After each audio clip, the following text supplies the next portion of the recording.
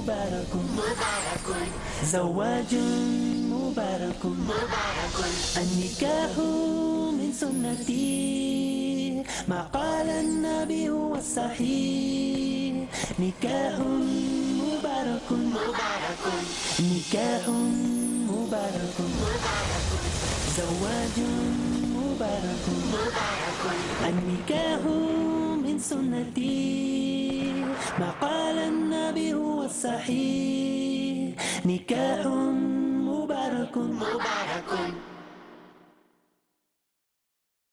Assalamu alaikum wa rahmatullahi wa barakatuh.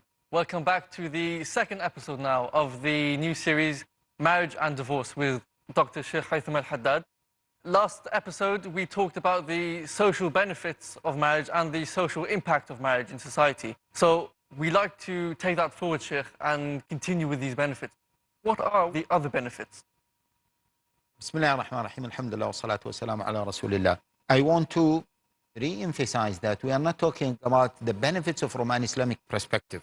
We are talking about the general benefits, because we might have some non-Muslim audience and they need to benefit from this as well, because the institution of marriage has been heavily attacked in many different countries. In fact, it was broken down. And even some societies now, in Britain, for example, the statistics confirm that 1 out of 30 of the adults who are qualified to be married in terms of age, etc., is married. Only 1 out of 30. Yes? 1 out of 30 from men and 1 out of 30 of women. Now, if we stop at these figures, these are a bit misleading. Why? I will explain this and I will connect it with what I mentioned in the previous episode.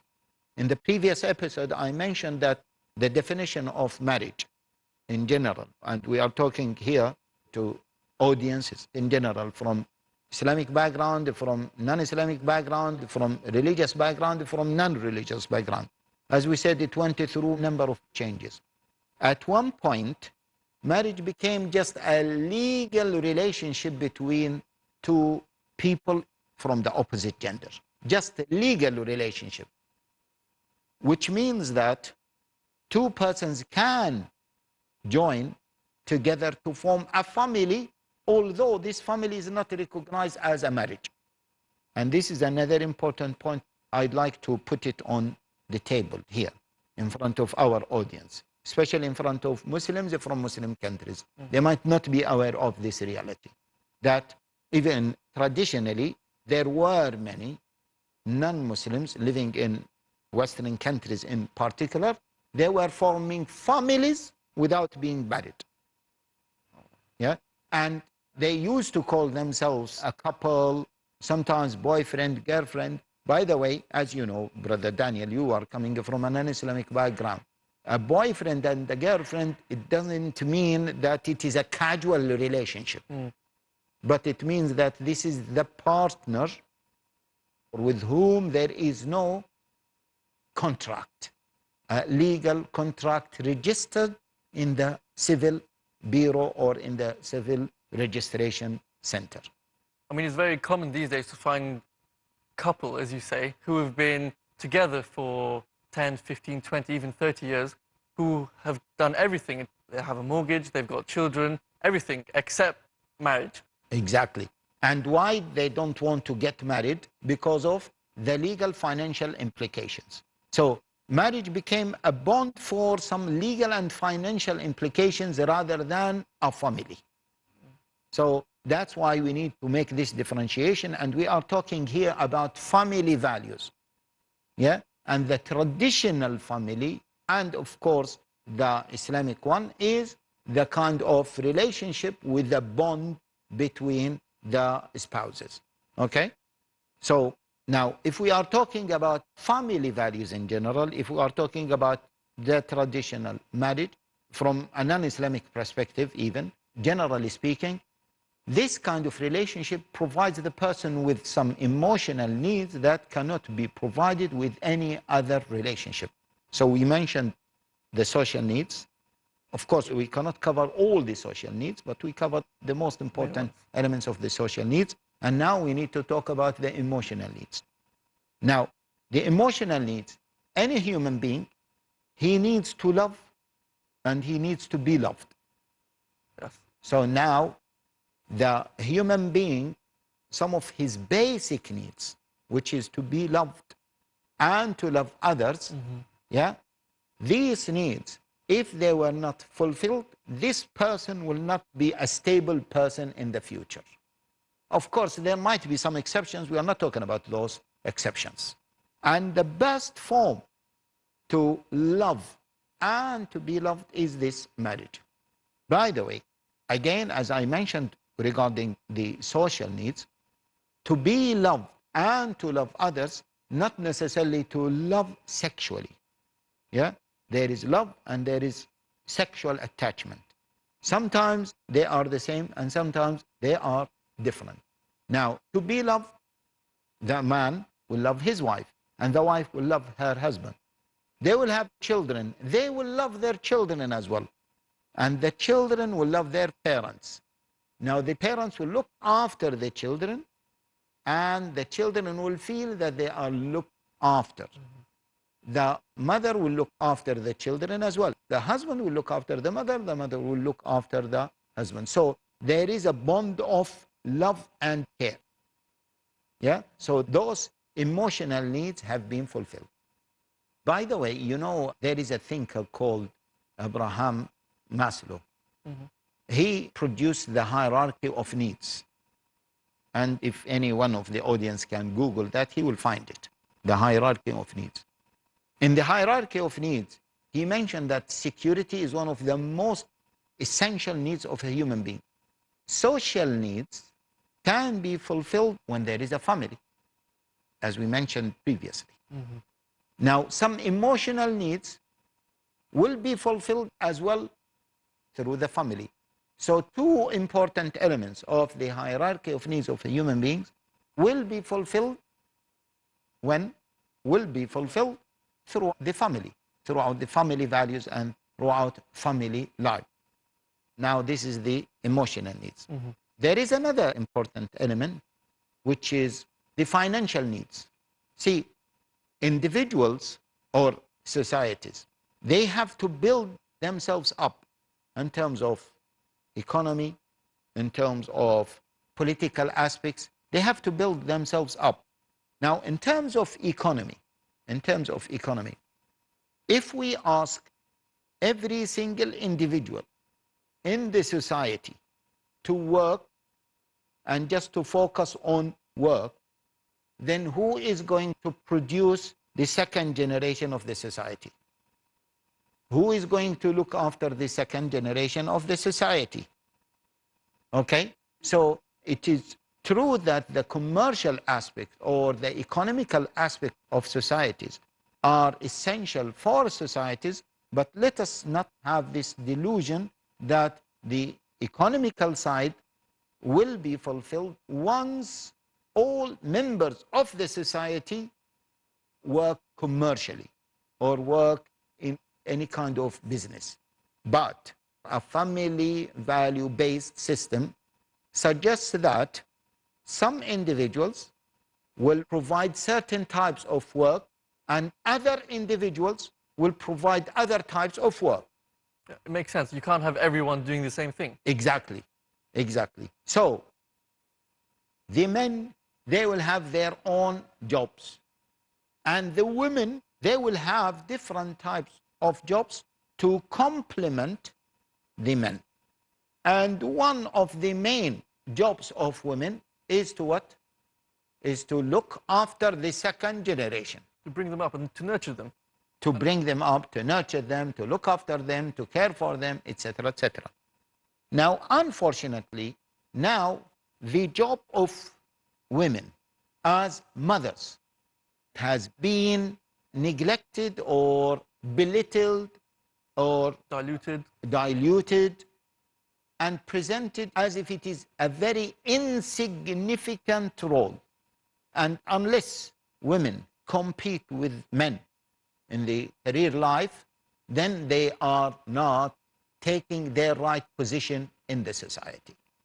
And that's why marriages break down, or family values in general are diluted, and the societies are suffering in terms of crime, in terms of even producing the second or the coming generation.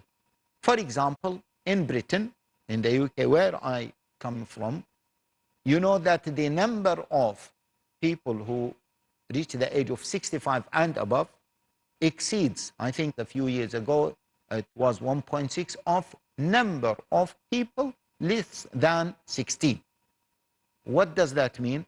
It is a very aging society. Yeah. In fact, the government has recognized this, and they confirm, they made it clear and official. This is an official statement that we, in the UK, we are an aging society. The same is happening in most of the Western industrialized countries. Germany is the same, Austria, all Western countries, or I think most of them. It's a shame how women's position, to be honest, in terms of their role in nurturing and bringing up the next generation, as you said, is belittled. And that in itself, to me, seems like an oppression against women, because it's forcing them to do something which is unnatural. And it's not about whether women can work or cannot work. It's about taking them completely away from their natural job. Exactly, exactly. And no one is asking the question, why are we, I mean Western countries, why are they aging countries? Why? And if anyone would Google this and will see, dig out regarding the reasons, they will see that, well, one of the main reasons is what? That women are not taking the main role that they are psychologically, physically, emotionally prepared for, which is to be mothers. Yeah? And I remember that one of the famous writers, okay, has written an article about this in The Independent.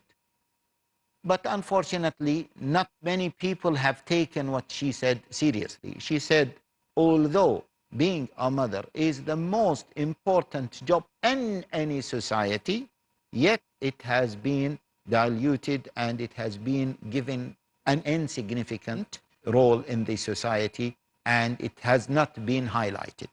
SubhanAllah. I think this is a statement that we need to carry on in the second part of the episode. So please do come and join us so we can continue the dialogue and the discussion.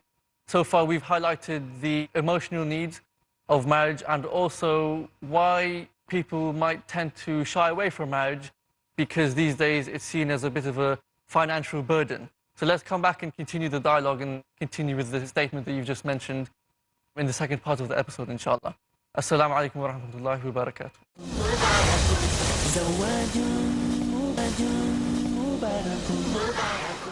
Assalamu alaikum wa rahmatullahi wa barakatuh. Welcome back to the second part of this episode. Sheikh, you mentioned before we went for the break a statement that was mentioned by someone. Bismillah wa salatu wa salam ala Rasulillah. The author said that despite the fact that no one would argue about the importance of the role of mothers in the society, despite that it is most disrespected job, it is not given any attention, it is not given even any compensation. Yeah? And not only that, the current setup of many Western countries, Western and non-Islamic countries, as well as many Islamic countries now, is not to give mothers any important role. In fact, the fashion culture that has been promoted, or that is being promoted these days in all countries in the world globally, is anti-motherhood. And it was published last year that worry number one of around 80% of the girls that was in the UK, worry number one of 80+% of the girls in the UK was what? Their beauty and their attraction. Not about their future as mothers, not about their future spouse. No, they were looking at it from a very materialistic Point of view. perspective. Why? Because the culture now is about what? Fashion, celebrity, Careers. fame, careers, and so on.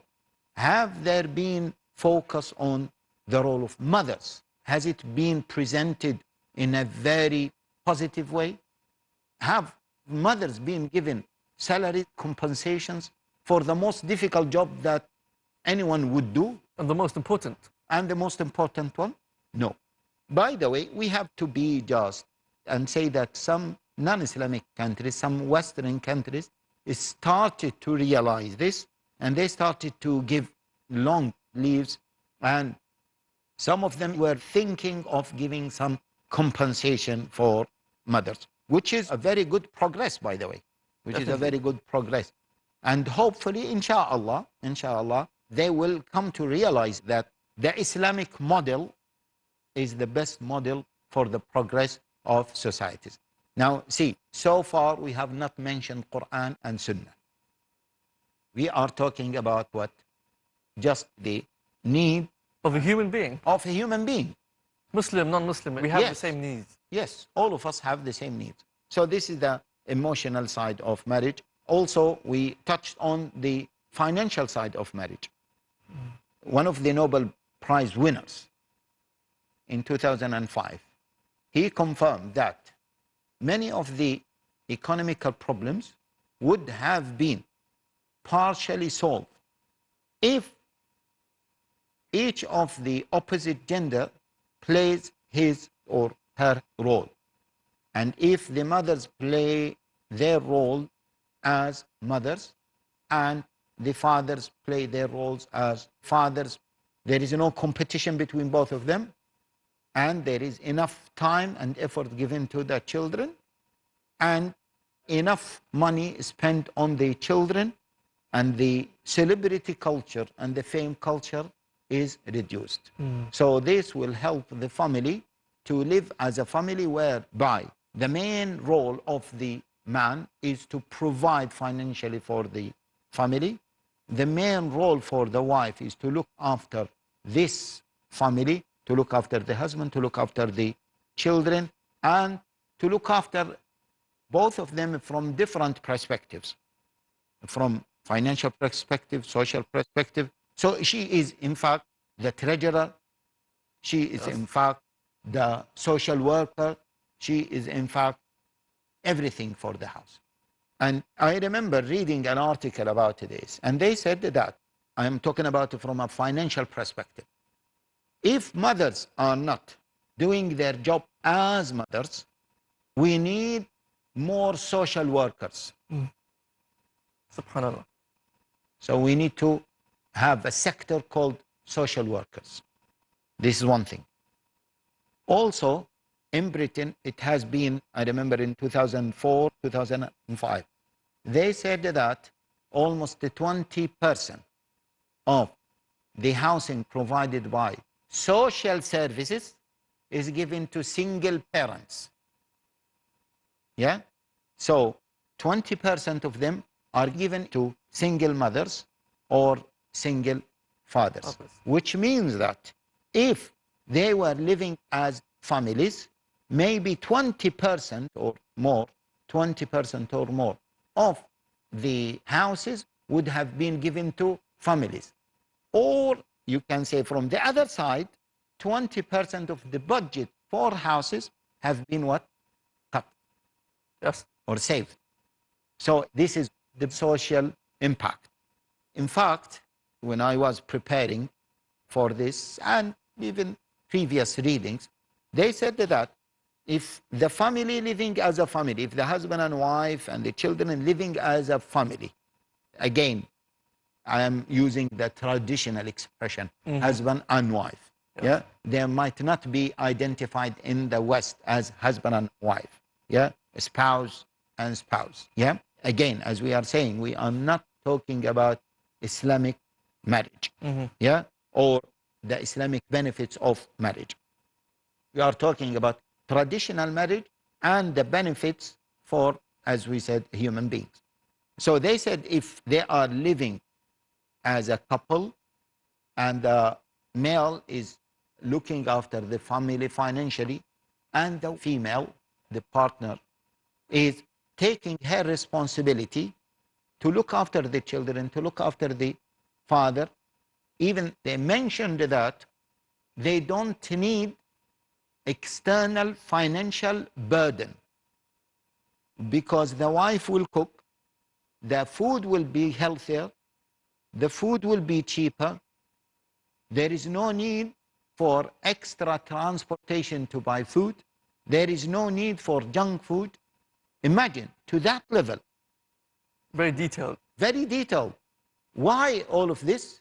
Because of the traditional setup for a family. The man works, provides for the entire family, and the wife looks after the children, provide them with these facilities. As we mentioned before, it's the wife complementing the husband and the husband complementing the wife. It's not about something which is more important or less important. And actually, we might even say possibly the role of the wife or the female is slightly maybe more important even. In fact, yes, definitely, without a shadow of a doubt. There were some studies in some Arab countries about women working outside their houses. See, once we say women working, it gives the impression that if they look after their children or if they are mothers, they are not working. No, they are working. But now they are portrayed in a negative way.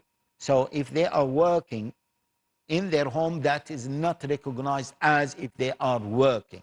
They have to work for an external body in order for them to be recognized as working mothers. Okay? Anyway, we have to be careful about this terminology. For example, in Egypt, in 2004 and 2005, they said so-called working mothers or earning mothers, yeah, they spend maximum 20% of their income on the family, maximum. And 80% or even more is spent on their personal lifestyle. So this notion that sometimes in some families, men need to be supported by women to look after the finances of the family, this notion is not really accurate. Of course, there might be some exceptions. There might be some exceptions. We don't deny this, but the matter of fact is what? The norm is this, and the statistics prove this. And again, reading about this issue, they say when women start working outside their houses, they need dress code, they need to look after themselves, they need kind of makeup, they need a transportation, and we know for sure that women spend more on the makeup and clothes than what men spend. It is only when some mothers feel that there is no one else to look after the family, then they spend more than 20% on the family. SubhanAllah, great points we've mentioned, and it's getting more interesting actually. Unfortunately, we need to stop there for this episode, but we'll definitely continue, mainly to do with the role of the women especially, as we've started to cover that, the importance of the different roles of husband and the wife within the family structure and how important that is for society as a whole. So please do come back and join us for the next episode, inshallah. We'd love to see you then. Assalamu alaikum wa rahmatullahi wa barakatuh. نكاح مبارك زواج مبارك النكاح من سنتي ما قال النبي هو الصحيح نكاح مبارك There is joy, there is happiness in this union, let there always be bliss. Allah will bless your home with light, your heart with never-ending delight. Two worlds today have now become one. The road ahead is as bright as the sun. Oh Allah, keep this marriage so strong. In your hands does the future belong.